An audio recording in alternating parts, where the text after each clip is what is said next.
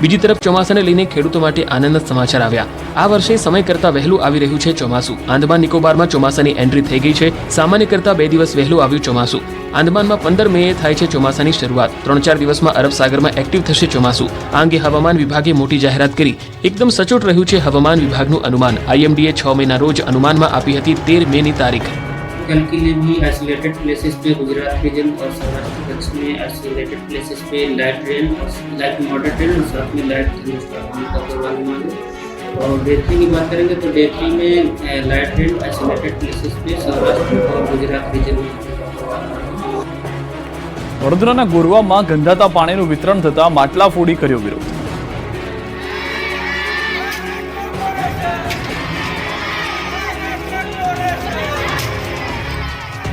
આ વિરોધનું કારણ છે ગોરવામાં ગંધાતા પાણીનું વિતરણ।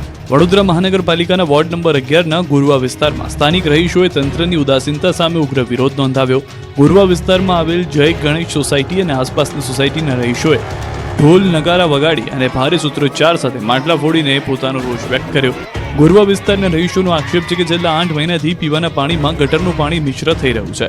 આ સમસ્યા ઉકેલવા માટે તંત્રને અનેકવાર રજૂઆત કરવા છતાં કોઈ નિરાકરણ ન આવતા આખરે સ્થાનિકોએ વિરોધનો રસ્તો અપનાવ્યો છે।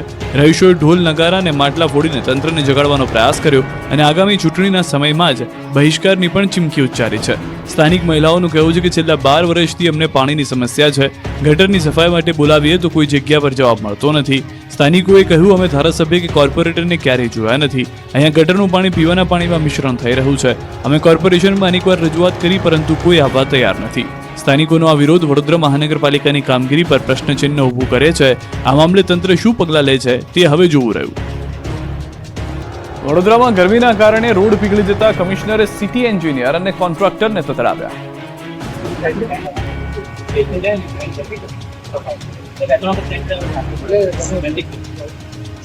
राजस्थान में भी बनता है पता है, राजस्थान में भी बनता है पता है। વડોદરામાં ગરમીના કારણે રોડ પીગળી ગયા બાદ કંઈક આ રીતે કમિશનરે સિટી એન્જિનિયર અને કોન્ટ્રાક્ટરને તતડાવ્યા। વડોદરાના સમા વિસ્તારમાં ભારે ગરમીના કારણે રોડ પીગળી ગયો હતો, જે બાદ સરપ્રાઇઝ ચેકિંગ કરવા માટે વડોદરા કોર્પોરેશનના મ્યુનિસિપલ કમિશનર અરુણ મહેશ બાબુ નીકળ્યા અને કારમાંથી ઉતરતા જ તેમના બૂટ પીગળેલા ડામરમાં ચોંટી ગયા, જેથી કમિશનર લાલઘૂમ થયા અને સ્થળ પર હાજર સિટી એન્જિનિયર અલ્પેશ મજુમદાર અને કોન્ટ્રાક્ટરને બધાની વચ્ચે જ ક્લાસ લઈ લીધો હતો। અધિકારીઓને ઉપાડી લીધા હતા કેમ કે રોડ હલકી ગુણવત્તાનો બનાવાયો છે તેવા સવાલો કરતા સિટી એન્જિનિયર અલ્પેશ મજમુદાર અને કોન્ટ્રાક્ટર ગરમીના કારણે રોડ પીગળી ગયા હોવાની દલીલ કરી રહ્યા હતા, જેથી અરુણ મહેશ બાબુનો પિત્તો ગયો અને જાહેરમાં બંનેને ઠપકો આપ્યો। રોડ તો રાજસ્થાનમાં પણ બને છે તો ત્યાં કેમ ડામર પીગળતો નથી, જે બાદ અધિકારીઓ ફફડી ગયા। લાંબા સમય ટકે તેઓ રોડ બનાવવા આદેશ કર્યો। કમિશનરના ઠપકા બાદ સિટી એન્જિનિયર અલ્પેશ મજમુદાર રોડ પર રેતી નાખતા નજરે પડ્યા। સિટી એન્જિનિયર અલ્પેશ મજમુદારે ખોબા ભરી ડામર પર રેતી પાથરી। કમિશનરના આકરા તેવરને લઈને વડોદરાવાસીઓ ખુશ છે। ભરૂચના દબંગ સાંસદે કટકીબાજ રોડ બનાવતા કોન્ટ્રાક્ટરની પોલી ખોલ। કંઈક આ રીતે ભરૂચના દબંગ સાંસદ મનસુખ વસાવાએ રોડ બનાવતા કટકીબાજ કોન્ટ્રાક્ટરની પોલ ખોલી નાખી। ભરૂચના ઝઘડિયાના રસ્તાનું કામ લોટ પાણીને લાકડા જેવું કરવામાં આવતા અનેક ફરિયાદો ઉઠી હતી, જેથી સાંસદ મનસુખ વસાવા રોડના ચાલતા કામ સ્થળે પહોંચી ગયા। અહીં રોડની ગુણવત્તા તપાસતા પગ મારવાથી જ ડામર ઉખડી જતો હોવાનું સામે આવ્યું। ખાલી નામનો જ ડામર પાથર્યો હોવાનું ખુલ્યું, જેથી મનસુખ વસાવા કોન્ટ્રાક્ટર પર ગુસ્સે ભરાયા હતા। મનસુખ વસાવાએ કોન્ટ્રાક્ટરની ઝાટકણી કાઢી, રોડના કામને લઈને સવાલો ઉઠાવ્યા। ઇજનેરને પણ ઉધડો લીધો અને ઇજનેરને જાત તપાસ માટે સૂચના આપી। કોન્ટ્રાક્ટરને પણ રોડનું કામ વ્યવસ્થિત કરવા સૂચના આપી। કડી અંડરપાસમાં ડૂબવાથી મોત મુદ્દે લોકોએ કર્યો વિરોધ। મહેસાણાના કડીમાં અંડરપાસમાં ડૂબવાથી એકનું મોત થયું હતું, જેને લઈ લોકોમાં વિરોધના સૂર ઉઠ્યા છે। કડી તાલુકા જન આંદોલન સમિતિએ પાલિકા સામે રોષ વ્યક્ત કર્યો। કડી અંડરપાસમાં માત્ર 2 ઇંચ વરસાદમાં પાણી ભરાઈ ગયું। પાણી ભરાતા લોકોને પણ ભારે હાલાકીનો સામનો કરવો પડી રહ્યો છે। પાલિકાની અનેક રજૂઆત થતાં પણ કોઈ નિરાકરણ આવ્યું નથી, જેને લઈને નાગરિકોએ જન આંદોલન કરી આવેદનપત્ર આપ્યું। સ્થાનિકોની 5 જેટલી માંગણીઓને લઈને આવેદનપત્ર આપ્યું, જેમાં અંડરપાસ, રેલવે ફાટક, ઓવરબ્રિજ સહિતની વિવિધ માંગણીઓ કરવામાં આવી છે। કડી પાલિકાના હદના તમામ બિસ્માર રોડ પણ રિપેર કરવા માંગ કરી છે। કૌભાંડી ભૂપેન્દ્ર ઝાલાની મિલકતો ટાંચમાં લીધી। BZ ફાઇનાન્સ ગ્રુપના CEO ભૂપેન્દ્રસિંહ ઝાલા અને તેના સાથીઓની મિલકતો ટાંચમાં લેવાનો આદેશ કરાયો છે. હિંમતનગર કોર્ટના આદેશ બાદ મિલકતો ટાંચમાં લેવામાં આવી છે. સરકારના ગૃહ વિભાગ દ્વારા હિંમતનગરના પ્રાંત અધિકારીને કોમ્પિટન્ટ ઓથોરિટી તરીકે નીમવામાં આવ્યા છે અને હુકમના અનુસંધાને હિંમતનગર, મોડાસા, માણસા, તલોદ અને માલપુરમાં આવેલી કુલ 32 મિલકતો ટાંચમાં લેવામાં આવી છે. કોર્ટના અંતિમ ચુકાદા સુધી આ મિલકતો વેચાણ, વારસાઈ, ગીરો કે અન્ય હસ્તાંતરણ માટે પ્રતિબંધિત રહેશે. આ તમામ મિલકતોના જમીન રેકોર્ડમાં કાચી નોંધ તથા વિલેજ ફોર્મ નંબર 2, 6 અને પ્રોપર્ટી કાર્ડમાં જરૂરી ફેરફારો કરવા માટે પણ તાત્કાલિક કાર્યવાહી હાથ ધરવામાં આવી છે. આ કેસના સંદર્ભે મિર્ઝાપુર કોર્ટે અમદાવાદ રજૂઆત કરવા નિર્દેશ આપવામાં આવ્યો છે. BZ ગ્રુપે રાજ્ય તથા રાજ્ય બહારના અનેક નાગરિકો સાથે છેતરપિંડી કરી હોવાથી સરકાર હવે આ મિલકતોના આધારે રોકાણકારોની રકમ પરત આપવામાં મદદરૂપ થવા GPID એક્ટ હેઠળ કાર્યવાહી આગળ વધારશે. ચોટીલામાં સાડી ચોરી, મહિલા ફરાર. ગ્રાહકના સ્વાંગમાં મહિલા આવી નજર ચૂકવી 4 સાડી સંતાડી ચોરી કરી ફરાર થઈ ગઈ. ચોરીની ઘટના સુરેન્દ્રનગરના ચોટીલામાં બની. શહેરના ટાવર ચોક વિસ્તારમાં આવેલી એક સાડીની દુકાને મહિલાએ સાડીની ચોરી કરી. સમગ્ર ઘટના CCTVમાં કેદ થઈ ગઈ છે. દ્રશ્યોમાં જોઈ શકાય છે કે એક મહિલા સાડીની દુકાને આવે છે, અલગ અલગ સાડી જુએ છે, અન્ય સાડી બતાવવા વેપારી ઉપર ચડે છે.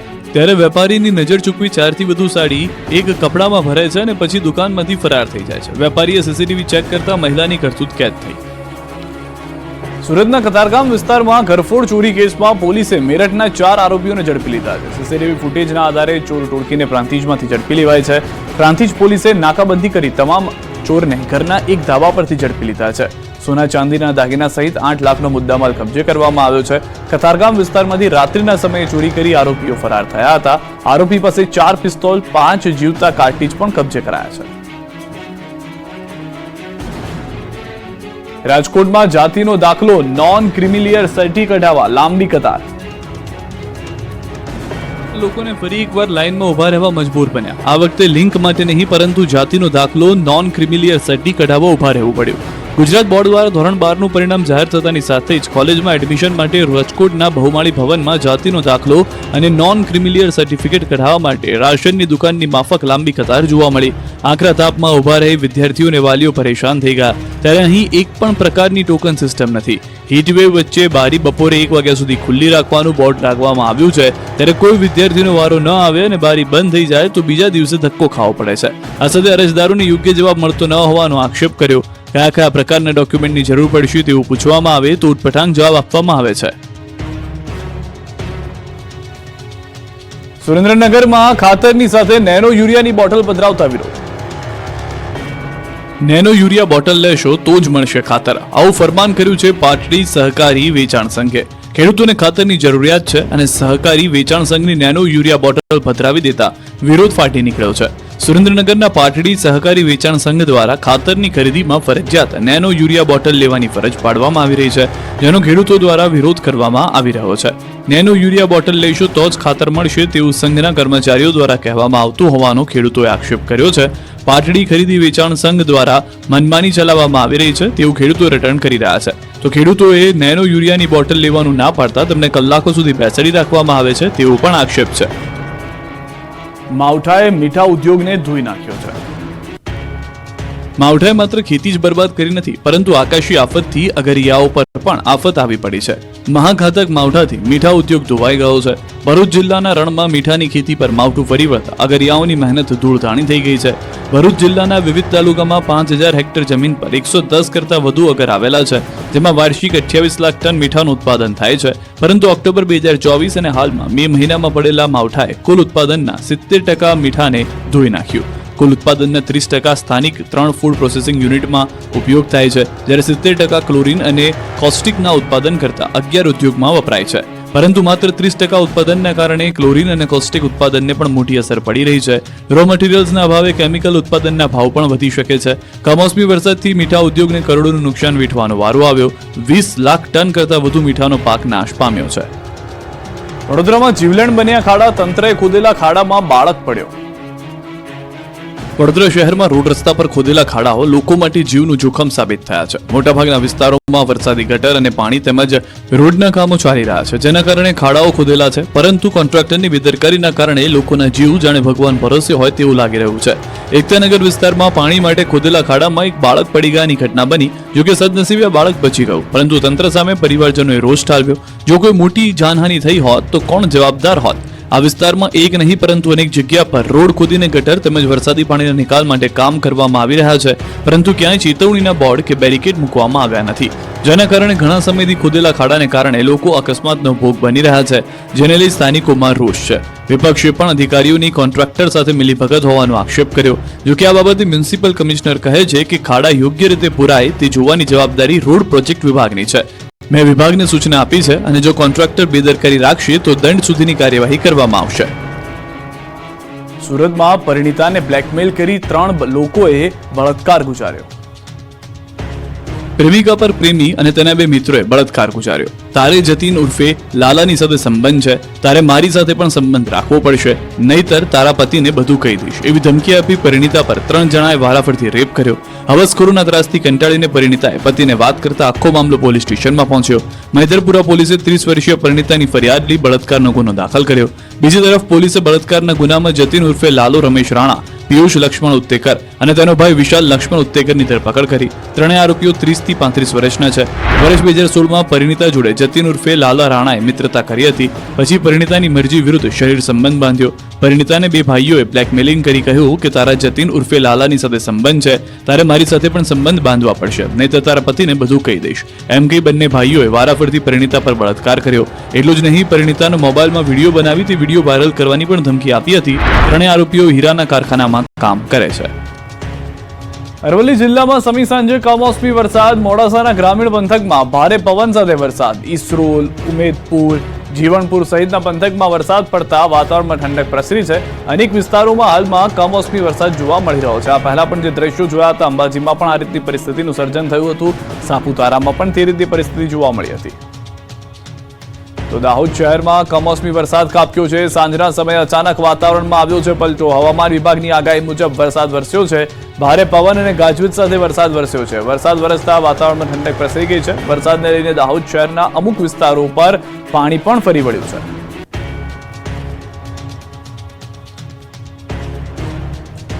પાકિસ્તાનને સાથ આપતા તુર્કી અને અઝરબૈજાનને કરોડોનો ફટકો. ટૂર પેકેજો રદ, સફરજનની આયાત પણ બંધ. ભારત પાકિસ્તાન વચ્ચે સર્જાયેલા યુદ્ધમાં પાકિસ્તાનને તુર્કી અને અઝરબૈજાન 2 દેશોએ હથિયાર આપીને મદદ કરી હતી. આ બંને દેશો પ્રવાસન સ્થળે કે ખૂબ જ પ્રચલિત છે. આ દેશોમાં ભારતથી મોટી સંખ્યામાં લોકો દર વર્ષે ત્યાં ફરવા જતા હોય છે. ત્યારે બંને દેશોએ ભારત સામેના યુદ્ધમાં પાકિસ્તાનને મદદ કરતા સુરત બાદ અમદાવાદમાં ટૂર એન્ડ ટ્રાવેલ્સના અનેક સંચાલકોએ આ બંને દેશોના ટૂર પેકેજ બોયકોટ કરવાનો નિર્ણય કર્યો. લોકોને પણ આ દેશોમાં ફરવા ન જવા માટે અપીલ કરી. બીજી તરફ લોકોને આ બંને દેશો સિવાય તેટલા જ પેકેજમાં અન્ય દેશોના પ્રવાસન સ્થળો જવા માટે સમજાવવામાં આવી રહ્યા છે. હાલ પ્રવાસીઓ અરુણાચલ, ઈટાનગર સહિતના નેચરથી જોડાયેલા પ્રવાસન સ્થળો પર જવાનું વધુ પસંદ કરી રહ્યા છે. મુસાફરો દક્ષિણ ભારતના પ્રવાસ સ્થળો જવાનું પસંદ કરી રહ્યા છે. સાથે જ ટૂર ઓપરેટર્સોએ તુર્કી, અઝરબૈજાનનું બુકિંગ બંધ કર્યું છે. તેમનું કહેવું છે કે ભારત વિરોધી દેશ હોય ત્યાં પ્રવાસ ન કરવો જોઈએ. ભારતમાંથી 2024માં 3 લાખથી વધુએ તુર્કી, બાકુનો પ્રવાસ કર્યો હતો. 2.25 લાખ લોકોએ અઝરબૈજાનનો પ્રવાસ કર્યો હતો.